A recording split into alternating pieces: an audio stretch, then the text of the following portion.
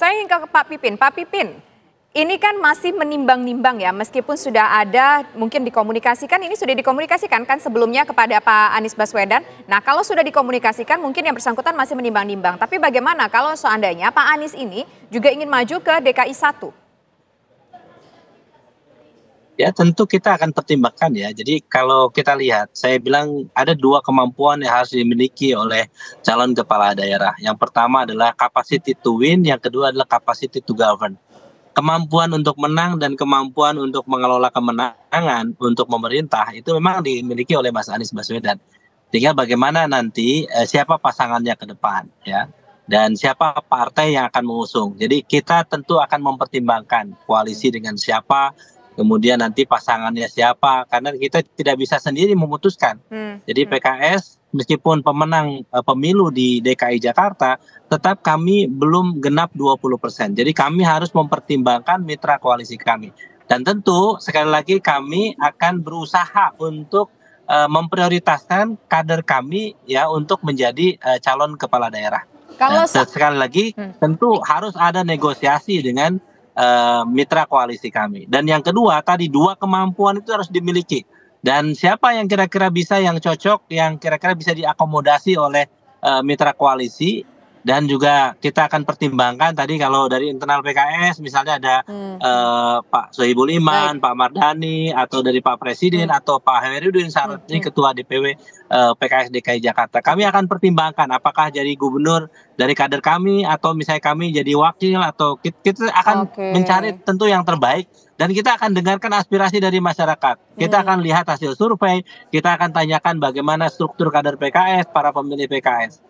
Jadi bagi kami sangat hormat, respect ya. Termasuk kalau misalnya tadi Bang Hensat bahwa Pak Sudirman Said juga memang siap untuk dicalonin, kita akan pertimbangkan ya. Salah satunya apakah nanti Pak SS, Pak Sudirman Said atau Pak Anies salah satunya masuk ke PKS sehingga nanti kita akan calonkan.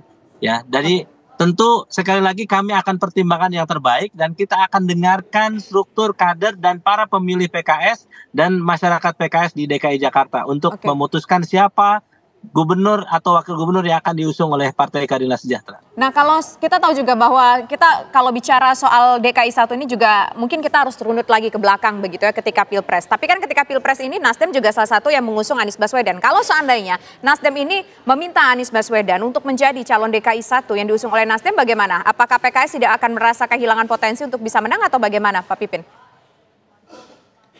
Ya memang kita harus pahami bahwa kami Nasdem, PKS, dan PKB beberapa pekan lalu sudah bermusyawarah, diskusi ya di antara ketiga partai ini untuk melanjutkan koalisi perubahan di tingkat nasional yang diturunkan ke tingkat daerah, dan sementara ini yang sudah disepakati adalah di DKI Jakarta. Jadi pertimbangan-pertimbangan kami bisa bersama dengan Nasdem dan PKB tentu itu akan kami kaji ya, kita tindak lanjuti, dibahas di Musyawarah Majelis Syuro PKS untuk di DPTP dan di DPP PKS untuk menentukan siapa calon gubernur yang akan diusung.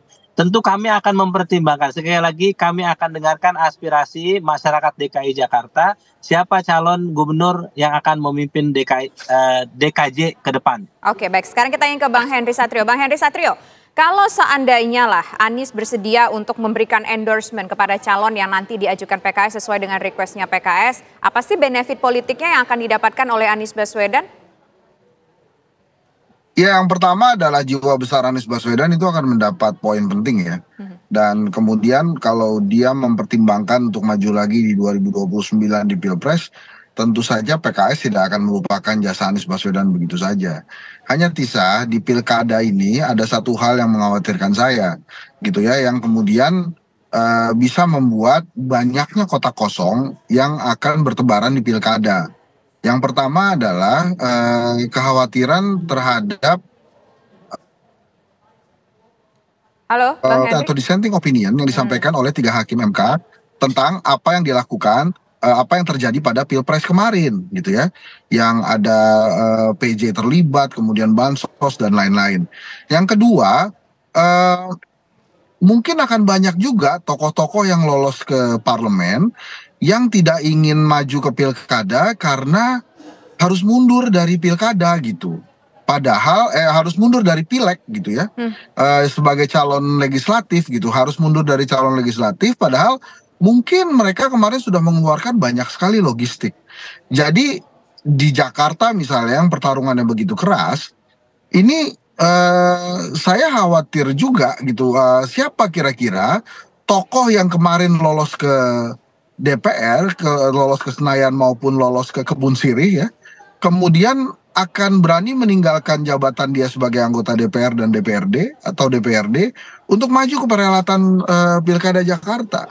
Demikian pula dengan daerah-daerah lain sebetulnya. Makanya saya kok deg-degan jangan-jangan di November 2024 nanti kita akan banyak sekali menemukan fenomena kota kosong gitu ya. Karena alasannya dua. Yang pertama, anggota legislatif yang rata-rata adalah tokoh masyarakat di sebuah wilayah.